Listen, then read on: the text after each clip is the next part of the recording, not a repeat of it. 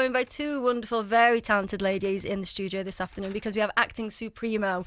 We've got the marvellous Michelle Collins with us, along with dancing supremo, winner of Strictly 2016, Joanne Clifton, and you can both hold a tune as well. So you've both been doing it all, really.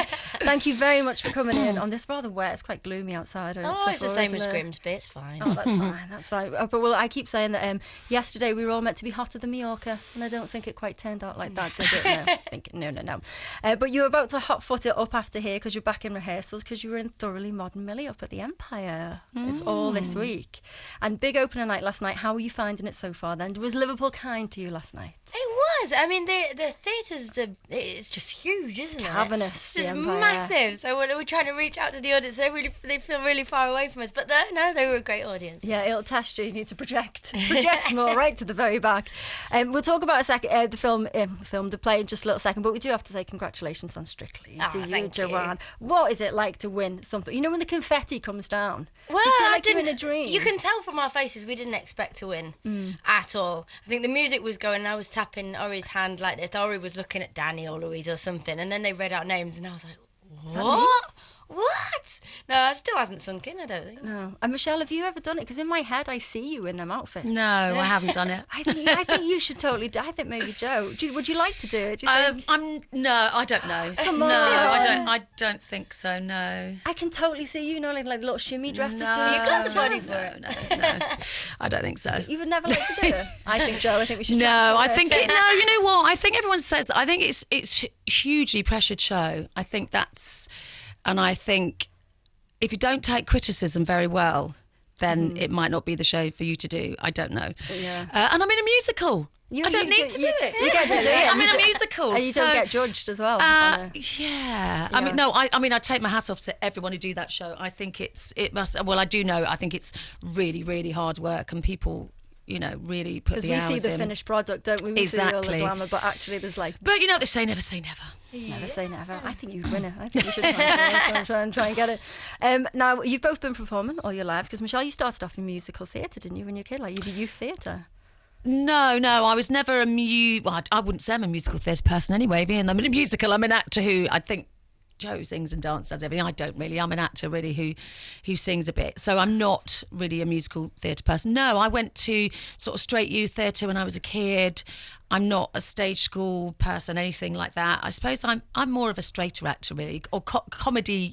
I mean, I do like doing musicals, but first and foremost, I'm more of an actor, I suppose. But you're no stranger. I just get away with it for some reason. I don't know why. But you're no stranger to the stage, though, because people do know you from TV, but you've done the stage throughout your career. I have done a lot. Yeah, in fact, I did a play here at the Playhouse in about 1982 called Raving Beauties, and I always remember it because we were in swimming costumes, and it was the lovely Bill Kenwright had just bought the theatre, I think, and the roof needed fixing, and we had to have umbrellas in the wings. The roof was coming through. Well, but it was okay because we were in swimming costumes. Yeah.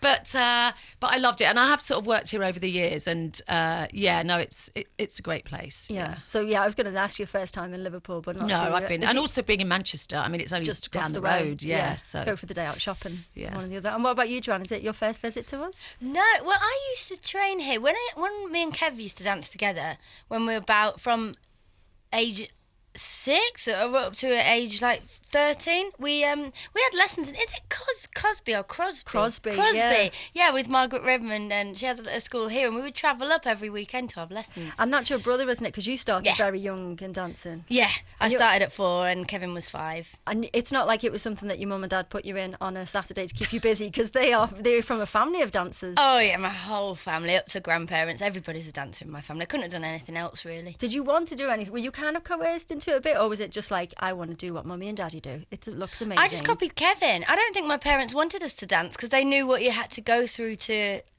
be successful in it. All the defeats, the amount of money, the amount of training that you have to do, the amount of sweat and stuff. So they didn't really want us to dance.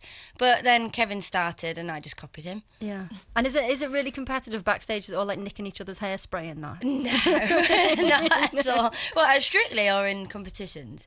Competitions, yeah, a little bit more like that, yeah. I had people, sunshine. Yeah. People walking over my ballroom dresses while I was getting changed with their big heels on and stuff. Like breaking the heels off each other. his shoes. Okay. Well, tell us about Thoroughly Modern Millie then, because I do have this recollection in the back of my head. Am I thinking, I've kind of got a 1920s version of, remember in Greece when Sandra Dee goes from being little sweet Sandra Dee and then she comes out and she's got the black leathers on. Is it that, but for like the 1920s? Yeah, kind of. I mean, Millie's a 19-year-old girl from Kansas and she comes out and she's just got like long hair, a little hillbilly kind of girl. And then I actually do the whole transformation on stage. Oh, wow. Yeah, it's all choreographed and everything by Ricky Plews, the director and choreographer, that I actually do the transformation on stage.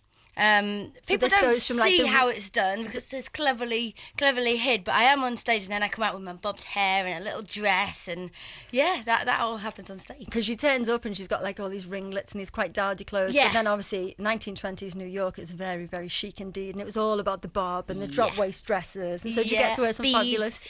fabulous outfits. I've got some beads going on. Yeah. Oh gosh, I can only imagine. And Michelle, tell us about your character, because you are Mrs. Mears in it.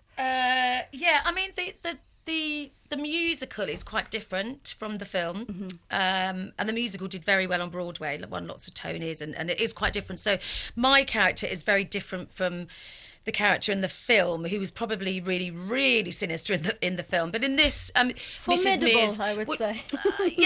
Basically, she's the villain. She's the villain of the piece, and she's pretending to be Chinese. She runs a hotel. She's the proprietress of the hotel Priscilla, I just said. That's because I'm getting ready for tonight. Priscilla, and basically, it's you know what? It's a musical. It's fun, but basically, she is preying on young girls and sending them off to Hong Kong. Right. But you know, she's a con. I mean, she is a fun character, and you know, we mustn't take her too seriously. And she's putting on this very bad, stupid Chinese accent. I don't know how she manages to convince anybody, but all the girls think she's Chinese. And I get to wear a very silly wig and a very nice dress, actually. So, and she's continually trying to poison people. It's quite funny. It's a fun role. It is a fun role. And do you get to do any dancing? Are you only a little bit? They only let me do a little bit. I only do a little bit of singing and a tiny little bit of dancing. And I wanted to ask about the dancing, because it must be tricky. Like, who gets the job of having to teach you, Joanne? It's like, that's a tough gig. It's like, I've got to go and try to teach. Well, it's not really. I mean, it is Ricky Plews who's the director and choreographer, but she... it's not a tough job because I've never done tap. So, and it's quite different to ballroom and Latin. So I have to learn. I've had to learn how to do it. It's not like I just waltzed in and It's not like I just walked in and just was able to do it straight away. I can do the Charleston. I can do it all. Yeah, I mean, I can do Charleston because we've done that. But you know, the tap has been tricky for me because in ballroom and Latin you got to have strong ankles, and in tap you got to free them off. Kind of flopping about, your legs as floppy as possible.